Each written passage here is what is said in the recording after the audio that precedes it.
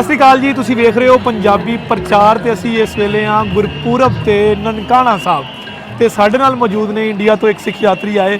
ਉਹਨਾਂ ਨਾਲ ਗੱਲਬਾਤ ਕਰਦੇ ਆ, ਉਹਨਾਂ ਦੇ ਵਿਚਾਰ ਆਪਣੇ ਨਾਲ ਸਾਂਝੇ ਕਰਦੇ ਆ।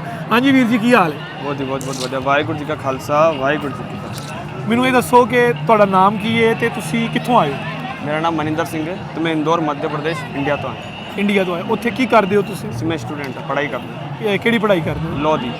ਅੱਛਾ, ਲਾਅ ਦੀ ਪੜ੍ਹਾਈ। ਲਾਅ ਦੀ ਪੜ੍ਹਾਈ। ਵਕੀਲ ਬਣ ਰਹੇ ਹੋ? ਹਾਂਜੀ। ਵਕੀਲ ਤਾਂ ਬਹੁਤ ਬੋਲਦੇ ਨੇ, ਮੈਂ ਤੁਹਾਡਾ ਅੱਜ ਫਿਰ ਗੱਲਬਾਤ ਖੁੱਲ ਕੇ ਕਰਦੇ। बिल्कुल बिल्कुल। ਮੈਨੂੰ ਤੁਸੀਂ ਇਹ ਦੱਸੋ ਕਿ ਕਿੰਨੀ ਵਾਰੀ ਆਏ ਹੋ?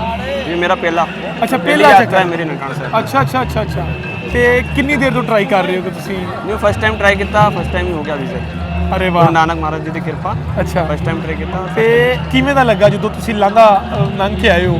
ਸਭ ਤੋਂ ਪਹਿਲਾਂ ਜਿਹੜਾ ਫਸਟ ਇੰਪ੍ਰੈਸ਼ਨ ਜਿਹੜਾ ਹੁੰਦਾ, ਫਸਟ ਇੰਪੈਕਟ ਜਿਹੜਾ ਹੁੰਦਾ, ਉਹ ਕਿਵੇਂ ਦਾ ਸੀ?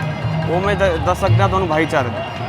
ਅੱਛਾ, एक जड़ी विचारधारा है वो अलग चीज़ है, बाकी ये जड़ा साढ़े यात्रा है तो असी आए हैं भाईचारा बढ़ाने लई इंडिया ते पाकिस्तान के बीच भाईचारा बना रहे हैं। तो फर्स्ट इंप्रेशन मैनू इदा लगा कि ये साढ़े भाई ने, साढ़े पुराने भाई ने, नवे भाई ने, ये इंप्रेशन नहीं लगा। ਅੱਛਾ, ਇੱਕ ਹਾਈਪ ਕ੍ਰੀਏਟ ਕਰ ਦਿੱਤੀ ਜਾਂਦੀ ਹੈ। ਉਹ ਪਾਕਿਸਤਾਨ ਇੰਡੀਆ ਦਾ ਖੇਡ ਦਾ ਮੈਦਾਨ ਹੋਵੇ, ਕ੍ਰਿਕਟ ਹੋਵੇ, ਹਾਕੀ ਹੋਵੇ, ਰਵਾਇਤੀ ਦੁਸ਼ਮਣ, ਠੀਕ ਹੈ। ਫਿਰ ਤੁਸੀਂ ਸੋਸ਼ਲ ਮੀਡੀਆ ਤੇ ਟ੍ਰੋਲ ਹੁੰਦੇ ਵੀ ਦੇਖੋਗੇ ਕਿ ਪਾਕਿਸਤਾਨੀ ਤੇ ਹਿੰਦੁਸਤਾਨੀ ਕਿਵੇਂ ਲੜਦੇ ਨੇ ਆਪਸ ਵਿੱਚ, ਟ੍ਰੋਲ ਹੁੰਦੇ ਨੇ ਇੱਕ ਦੂਸਰੇ ਨੂੰ, ਤੂੰ ਮੈਂ ਤੇਰਾ ਬਾਪ, ਮੈਂ ਤੇਰਾ ਬਾਪ, ਇਹ ਲੜਾਈ ਤੁਸੀਂ ਅਕਸਰ ਦੇਖਦੇ ਹੋ। ਇਸ ਤੋਂ ਅਸੀਂ ਮੂੰਹ ਨਹੀਂ ਮੋੜ ਸਕਦੇ। ਬਿਲਕੁਲ। ਤੇ ਤੁਹਾਡੇ ਵਰਗਾ ਨੌਜਵਾਨ ਅੱਜ ਪਾਕਿਸਤਾਨ 'ਚ ਖੜਾ ਹੈ।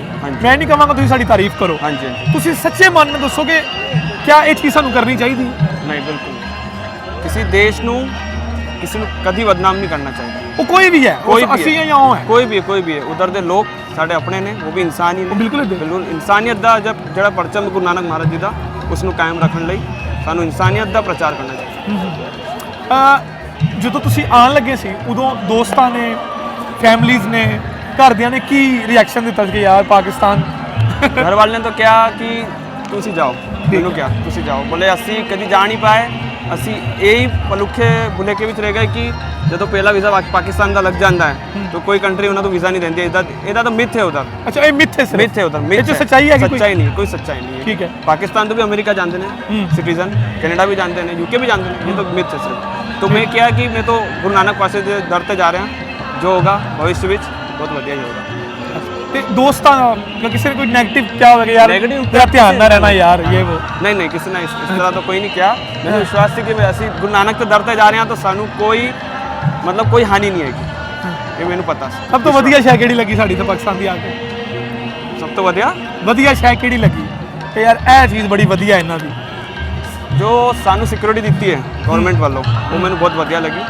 ਬਹੁਤ ਵਧੀਆ ਲੱਗੀ ਕਿ ਸਾਨੂੰ ਪ੍ਰੋਟੈਕਟ ਕਰਨਾ ਉਹਨਾਂ ਦੀ ਜ਼ਿੰਮੇਵਾਰੀ ਹੈ। ਇਧਰ ਦੀ ਗਵਰਨਮੈਂਟ ਨੂੰ ਸਾਨੂੰ ਪ੍ਰੋਟੈਕਟ ਕਰਨਾ ਉਹਨਾਂ ਦੀ ਜ਼ਿੰਮੇਵਾਰੀ ਹੈ, ਤਾਂ ਉਹ ਪੂਰਾ ਨਿਭਾ ਰਹੀ ਹੈ, ਬਿਲਕੁਲ 100% ਨਿਭਾ ਰਹੀ ਹੈ। ਸਾਡੇ ਨਾਲ ਕੋਆਪਰੇਟ ਵੀ ਕਰ ਰਹੀ ਹੈ, ਅਸੀਂ ਵੀ ਉਹਨਾਂ ਨਾਲ ਕੋਆਪਰੇਟ ਕਰ ਰਹੇ ਹਾਂ। ਇਹ ਬਹੁਤ ਵਧੀਆ ਚੀਜ਼ ਹੈ। ਕੀ ਮੈਸੇਜ ਕੀ ਦੇਵੋਗੇ ਜਾ ਕੇ ਜਦੋਂ ਤੁਸੀਂ ਆਪਣੇ ਦੇਸ਼ 'ਚ ਜਾਓਗੇ, ਆਪਣੀ ਕੰਟਰੀ 'ਚ ਜਾਓਗੇ? ਮੈਂ ਤਾਂ ਸਾਡੀ ਕੰਟਰੀ ਵਿੱਚ ਜਾ ਕੇ ਹਰ ਸਿਟੀਜ਼ਨ ਨੂੰ ਕਹਾਂਗੇ ਕਿ ਗੁਰੂ ਨਾਨਕ ਮਹਾਰਾਜ ਜੀ ਦੇ ਨਨਕਾਣਾ ਸਾਹਿਬ ਦਰਸ਼ਨ ਕਰਨ ਜਾਓ। ਕੋਈ ਭੁਲੇਖੇ ਵਿੱਚ ਨਾ ਰਹੋ, ਕੋਈ ਮਿੱਥ ਨਾ ਪਾਓ ਮਨ ਵਿੱਚ। ਗੁਰੂ ਨਾਨਕ ਮਹਾਰਾਜ ਜੀ ਦੇ ਦਰਸ਼ਨ ਤੇ ਜਾਓ। ਮੈਂ ਵੀ ਇਸ ਕਰਕੇ ਆਇਆ। ਬਹੁਤ ਧੰਨਵਾਦ। ਬਹੁਤ ਵਾਹਿਗੁਰੂ ਜੀ ਕਾ ਖਾਲਸਾ ਵਾਹਿਗੁਰੂ ਜੀ ਕੀ ਫਤਿਹ।